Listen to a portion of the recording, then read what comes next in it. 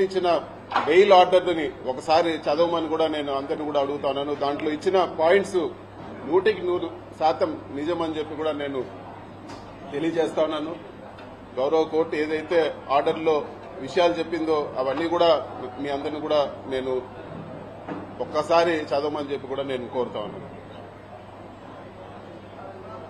ఇది వరకు press meet పెట్టి చెప్పడం జరిగింది. ఎన్ని ఇబ్బందులు పెట్టినా కూడా, ఎటువంటి ఇబ్బందులు పెట్టినా కూడా ఎదుర్కొనేదానికి సిద్ధంగా ఉంటామని చెప్పి ఈరోజు ఇన్ని రోజులు జైల్లో పెట్టిన తర్వాత కూడా మళ్లీ అదే మాట చెప్తా ఉన్నాను. ఎక్కడ కూడా అధైర్యపడే ప్రసక్తే ఉండదు. ఎక్కడ కూడా ఈరోజు పార్టీని ఇబ్బంది పెట్టినా వెనక తగ్గే ప్రసక్తి ఉండదని చెప్పి కూడా నేను ఈరోజు తెలియజేస్తా ఉన్నాను. ఇది ప్రతిసారి తెలుగుదేశం పార్టీ అధికారంలో ఉన్నప్పుడు, ఎప్పుడు తెలుగుదేశం పార్టీ అధికారంలోకి వచ్చినా కూడా కేసులు పెట్టే పరిస్థితి చూస్తూనే ఉన్నాము. 2014-19లో కూడా తప్పుడు కేసు పెట్టి జైల్లో పెట్టడం జరిగింది. అప్పుడు కూడా చెప్పినాను, ఇది తప్పుడు కేసు, ఇది కేవలం హరాస్మెంట్ చేసేదానికే పెడుతున్నారని ఆ రోజు కూడా నేను చెప్పడం జరిగింది. అయినా కూడా అక్రమంగా అరెస్ట్ చేసి నన్ను, బిఎం మధుసూదన్ రెడ్డి గారిని, చెవిరెడ్డి భాస్కర్ రెడ్డి గారిని కూడా ఆ రోజు కూడా జైల్లో పెట్టడం జరిగింది. తర్వాత ఎవరైతే కేసు పెట్టించారో అదే వ్యక్తి కోర్టులో వచ్చి చెప్పడం జరిగింది, ఎక్కడ కూడా బలవంతంగా మా దగ్గర పెట్టించారు, వీళ్ళు తప్పు చేయలేదని చెప్పి ఆ కేసు కూడా కొట్టేయడం జరిగింది. అంతేకాదు, అంతకుముందు తెలుగుదేశం అధికారంలో ఉన్నప్పుడు కూడా నేను ఇంజనీరింగ్ కాలేజ్లో చదివేటప్పుడు కూడా నా జీవితంలో మొట్టమొదటి కేసు పెట్టింది తెలుగుదేశం ప్రభుత్వం. తెలుగుదేశం ప్రభుత్వం ఎప్పుడున్నా కూడా ఇటువంటి హరాస్మెంట్ చూస్తూనే ఉన్నాము. ముఖ్యంగా ఈ జైల్లో ఉన్నన్ని రోజులు కూడా ఈ కష్టకాలంలో అండగా నిలబడిన మా పార్టీ అధ్యక్షులు జగన్మోహన్ రెడ్డి గారికి, అదేవిధంగా మా పార్టీ గౌరవ పెద్దలకు, మా పార్టీ క్యాడర్కి అందరూ కూడా వెన్నంటుండి సపోర్ట్గా ఉన్న ప్రతి అందరికి కూడా మనస్ఫూర్తిగా నేను ధన్యవాదాలు తెలియజేస్తా ఉన్నాను. ఈ కేసు పెట్టి సాధించింది ఏమీ లేదు, ఒక పైశాచిక ఆనందం పొందడం తప్పితే, అదేవిధంగా మా తల్లిదండ్రుల్ని మానసికంగా వేధించడం ఒకటి సాధించినారు తప్పితే ఈ కేసు వల్ల సాధించింది ఏమీ లేదు. కోర్టు నుంచి వెసులుబాటు పొందిన తర్వాత కేసు వివరాలన్నీ కూడా వివరంగా మరొకసారి నేను మాట్లాడతానని చెప్పి కూడా మీకు అందరు కూడా తెలియజేస్తా ఉన్నాను. చివరిగా చెప్పేది ఏమంటే, మీరు కేసులు పెట్టినా లేకపోతే ఇంకోటి పెట్టినా మేము వెనక్కు తగ్గే ప్రసక్తే లేదు. ఖచ్చితంగా గట్టిగా ఇంకా రెట్టింపు ఉత్సాహంతో పోరాడతామని చెప్పి కూడా నేను తెలియజేస్తా ఉన్నాను. ఎక్కడ కూడా వైఎస్ఆర్ పార్టీ క్యాడర్ గాని లేకపోతే నాయకులు గాని ఎక్కడ కూడా ఆధారపడే పరిస్థితి ఉండదని చెప్పి కూడా నేను తెలియజేస్తా ఉన్నాను. ఇవన్నీ కూడా ప్రజలు గమనిస్తా ఉన్నారు. ఇవన్నీ కూడా ఒక డైవర్షన్ టాక్టిక్స్ లో భాగమే అని చెప్పి కూడా అందరూ కూడా గమనించాలని చెప్పి కూడా నేను కోరుతా ఉన్నాను. ప్రభుత్వం చేయాల్సిన పనులు పక్కన పెట్టి ఏదో ఒక అభూత కల్పన చేసి రకరకాల కేసులు పెట్టి నాయకులందరినీ కూడా జైళ్లలో పెట్టి, సంబంధం ఉన్నా లేకపోయినా ఎట్లంటే అట్లా జైళ్లలో పెట్టి, ఇదంతా కూడా వాళ్ళు చేయాల్సిన పనుల నుంచి డైవర్షన్ చేసే పరిస్థితి ఉందని చెప్పి కూడా మనం అందరం కూడా తెలుసుకోవాలని చెప్పి కూడా నేను తెలియజేస్తా ఉన్నాను. ఈ మొత్తం ఎపిసోడ్ లో అండగా నిలబడిన ప్రతి ఒక్కరికి కూడా నేను మనస్ఫూర్తిగా అందరు కూడా పేరు పేరున ధన్యవాదాలు తెలుపుకుంటాను. అందరు కూడా నమస్కారం. Thank you.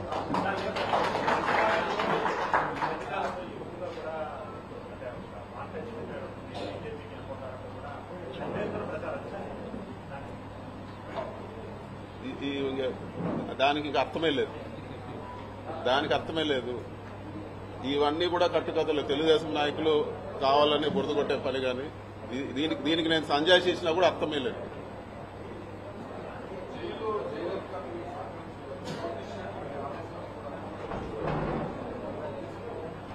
మరి ముఖ్యంగా జైల్లో ఎటువంటి పరిస్థితుల్లో పెట్టారంటే, ఒక టెర్రరిస్టో తీవ్రవాదిని జైల్లో పెట్టిన పరిస్థితి ఉంది నాకు. నేను ఉన్నన్ని రోజులు కూడా ఒక పూర్తి బ్లాక్ లో వేరే ఒక మనిషితో మాట్లాడే పరిస్థితి ఉండదు. కేవలం ఎప్పుడైనా ములాఖాతులు, వారానికి వచ్చిన ములాఖాతులు, లేకపోతే ఇంటికి 3 ఫోన్ కాల్ చేసుకోవచ్చు. ఆ 3 ఫోన్ కాల్ తప్పితే ఇంకొక మనిషితో మాట్లాడే పరిస్థితి కూడా ఉండేది కాదు. మొత్తం సీసీ కెమెరా నిఘా ఎవరు చూస్తా ఉన్నారో ఆ సీసీ కెమెరాల్లో తెలియదు. విజయవాడలో కూడా ఆ సీసీ కెమెరాలో చూడగలుగుతారని చెప్పేవాళ్ళు. అధికారులు కూడా నాతో మాట్లాడేదానికి భయపడేవాళ్ళు. అసలు ఎవరు కూడా దగ్గరకు వచ్చే పరిస్థితి లేదు. ఒక దారుణమైన పరిస్థితిలో జైల్లో పెట్టడం జరిగింది. ఒక ఏదో టెర్రరిస్టు పక్కన వాళ్ళతో మాట్లాడితే ఏదన్నా ఇబ్బంది వస్తుందనే పరిస్థితులు అక్కడ కల్పించడం జరిగింది. కానీ ఇవన్నీ కూడా ధైర్యంగా ఎదుర్కోవాలని డిసైడ్ అయినాం కాబట్టి ఇవన్నీ కూడా ఏకోసారి కూడా పట్టించుకున్న పరిస్థితి లేదు.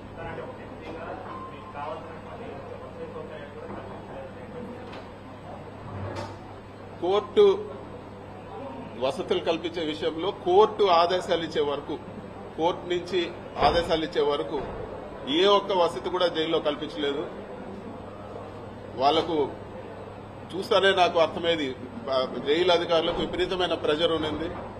వాళ్ళు ఏ ఒక్క వసతి కూడా కోర్టు నుంచి ఆదేశాలు రాకుండా ఏ ఒక్కటి కూడా కల్పించలేదు. ఇవ్వాల్సిన బేసిక్ రిక్వైర్మెంట్ కూడా అవన్నీ కూడా వచ్చిన ఫస్ట్ కోర్టు ఆర్డర్ వచ్చే వారం 10 రోజుల వరకు అస్సలు ఏ ఒక్క సహకారం కూడా లేదు.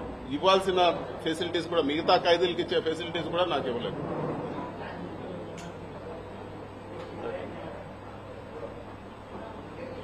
ఓకే అన్న, థ్యాంక్ యూ అన్న. మీరు మాట్లాడతారు.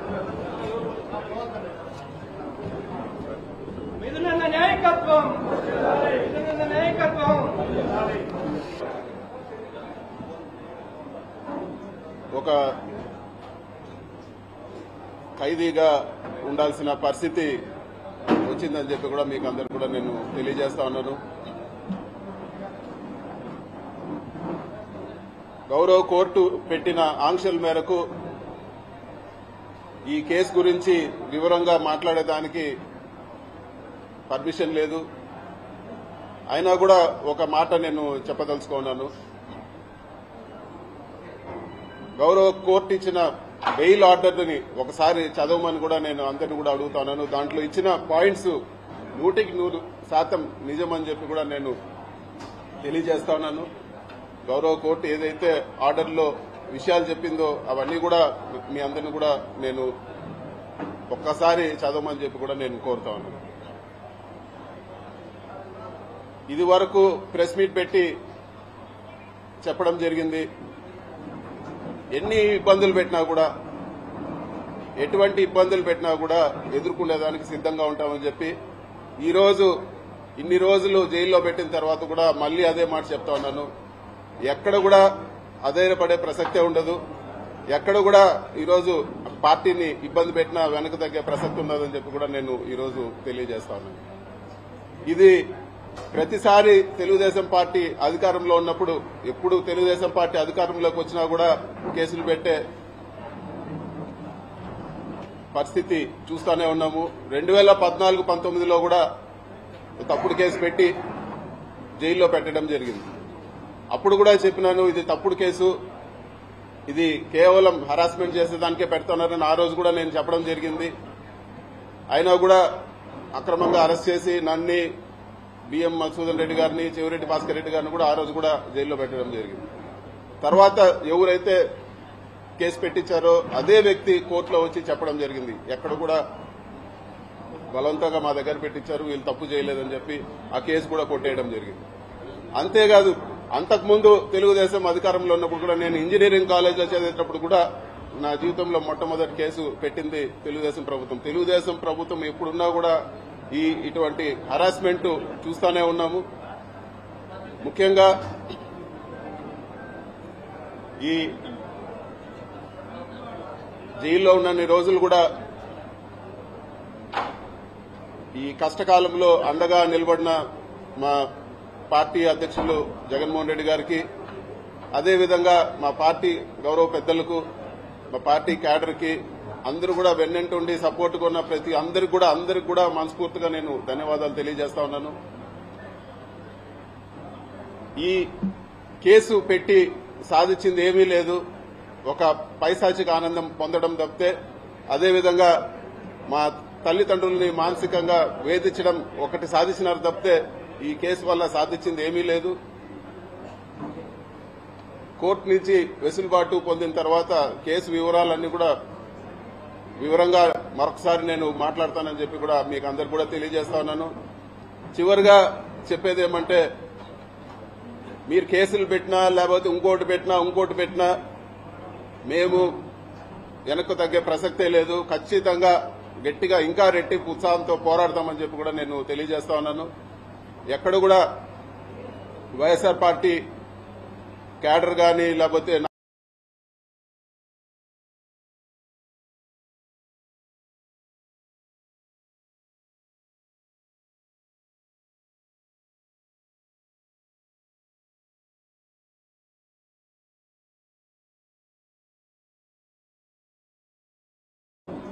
ఒక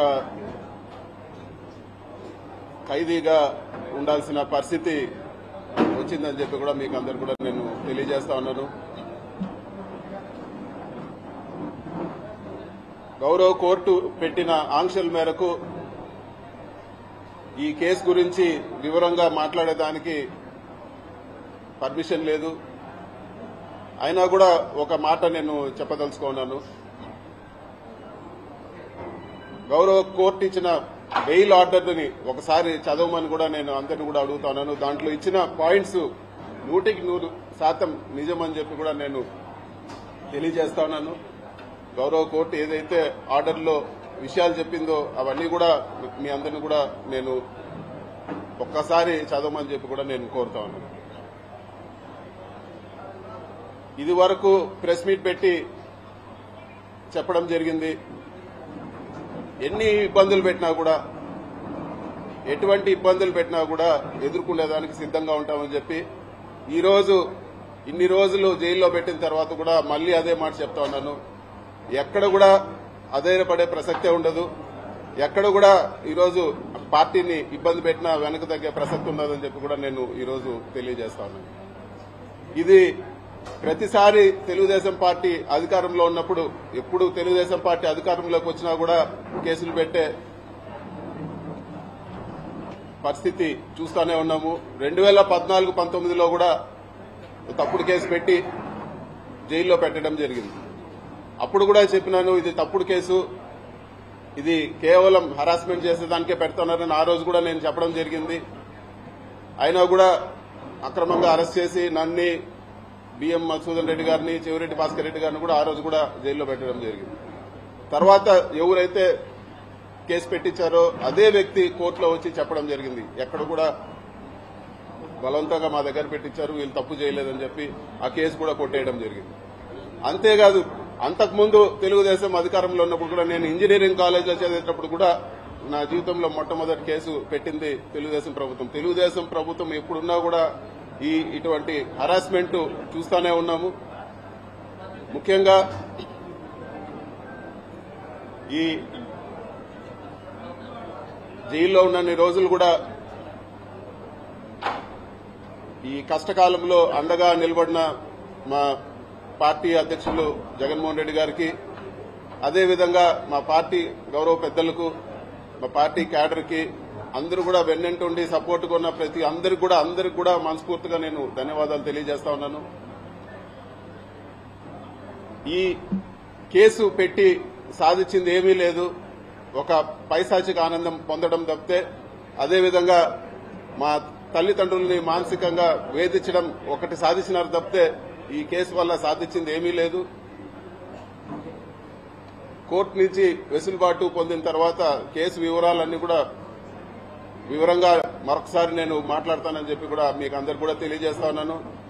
చివరిగా చెప్పేది ఏమంటే, మీరు కేసులు పెట్టినా లేకపోతే ఇంకోటి పెట్టినా మేము వెనక్కు తగ్గే ప్రసక్తే లేదు. ఖచ్చితంగా గట్టిగా ఇంకా రెట్టింపు ఉత్సాహంతో పోరాడతామని చెప్పి కూడా నేను తెలియజేస్తా ఉన్నాను. ఎక్కడ కూడా వైఎస్ఆర్ పార్టీ క్యాడర్ కానీ లేకపోతే నాయకులు కానీ ఎక్కడ కూడా అధైర్యపడే పరిస్థితి ఉండదని చెప్పి కూడా నేను తెలియజేస్తా ఉన్నాను. ఇవన్నీ కూడా ప్రజలు గమనిస్తా ఉన్నారు. ఇవన్నీ కూడా ఒక డైవర్షన్ టాక్టిక్స్ లో భాగమే అని చెప్పి కూడా అందరూ కూడా గమనించాలని చెప్పి కూడా నేను కోరుతా ఉన్నాను. ప్రభుత్వం చేయాల్సిన పనులు పక్కన పెట్టి ఏదో ఒక అభూత కల్పన చేసి రకరకాల కేసులు పెట్టి నాయకులందరినీ కూడా జైళ్లలో పెట్టి, సంబంధం ఉన్నా లేకపోయినా ఎట్లంటే అట్లా జైళ్లలో పెట్టి, ఇదంతా కూడా వాళ్ళు చేయాల్సిన పనుల నుంచి డైవర్షన్ చేసే పరిస్థితి ఉందని చెప్పి కూడా మనం అందరం కూడా తెలుసుకోవాలని చెప్పి కూడా నేను తెలియజేస్తా ఉన్నాను. ఈ మొత్తం ఎపిసోడ్లో అండగా నిలబడిన ప్రతి ఒక్కరికి కూడా నేను మనస్ఫూర్తిగా అందరు కూడా పేరు పేరున ధన్యవాదాలు తెలుపుకుంటాను. అందరు కూడా నమస్కారం. Thank you.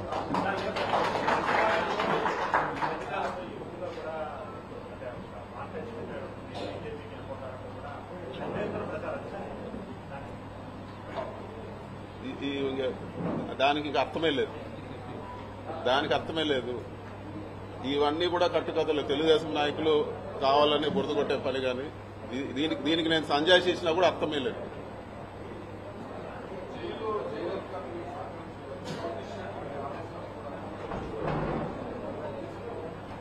మరి ముఖ్యంగా జైల్లో ఎటువంటి పరిస్థితుల్లో పెట్టారంటే ఒక టెర్రరిస్టో తీవ్రవాదిని జైల్లో పెట్టిన పరిస్థితి ఉండింది నాకు. నేను ఉన్నన్ని రోజులు కూడా ఒక పూర్తి బ్లాక్ లో వేరే ఒక మనిషితో మాట్లాడే పరిస్థితి ఉండదు. కేవలం ఎప్పుడైనా ములాఖాతులు, వారానికి వచ్చిన ములాఖాతులు, లేకపోతే ఇంటికి 3 ఫోన్ కాల్ చేసుకోవచ్చు. ఆ 3 ఫోన్ కాల్ తప్పితే ఇంకొక మనిషితో మాట్లాడే పరిస్థితి కూడా ఉండేది కాదు. మొత్తం సీసీ కెమెరా నిఘా, ఎవరు చూస్తా ఉన్నారో ఆ సీసీ కెమెరాల్లో తెలియదు. విజయవాడలో కూడా ఆ సీసీ కెమెరాలో చూడగలుగుతారని చెప్పేవాళ్ళు. అధికారులు కూడా నాతో మాట్లాడేదానికి భయపడేవాళ్ళు. అసలు ఎవరు కూడా దగ్గరకు వచ్చే పరిస్థితి లేదు. ఒక దారుణమైన పరిస్థితిలో జైల్లో పెట్టడం జరిగింది. ఒక ఏదో టెర్రరిస్టు పక్కన వాళ్ళతో మాట్లాడితే ఏదన్నా ఇబ్బంది వస్తుందనే పరిస్థితులు అక్కడ కల్పించడం జరిగింది. కానీ ఇవన్నీ కూడా ధైర్యంగా ఎదుర్కోవాలని డిసైడ్ అయినాం కాబట్టి ఇవన్నీ కూడా ఏకోసారి కూడా పట్టించుకున్న పరిస్థితి లేదు.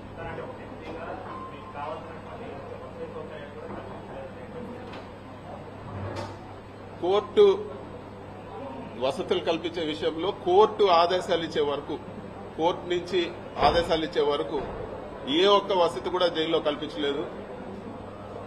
వాళ్లకు చూస్తానే నాకు అర్థమైంది, జైలు అధికారులకు విపరీతమైన ప్రెజర్ ఉన్నది. వాళ్ళు ఏ ఒక్క వసతి కూడా కోర్టు నుంచి ఆదేశాలు రాకుండా ఏ ఒక్కటి కూడా కల్పించలేదు. ఇవ్వాల్సిన బేసిక్ రిక్వైర్మెంట్ కూడా అవన్నీ కూడా వచ్చిన ఫస్ట్ కోర్టు ఆర్డర్ వచ్చే వారం 10 రోజుల వరకు అస్సలు ఏ ఒక్క సహకారం కూడా లేదు. ఇవ్వాల్సిన ఫెసిలిటీస్ కూడా, మిగతా ఖైదీలకు ఇచ్చే ఫెసిలిటీస్ కూడా నాకు ఇవ్వలేదు.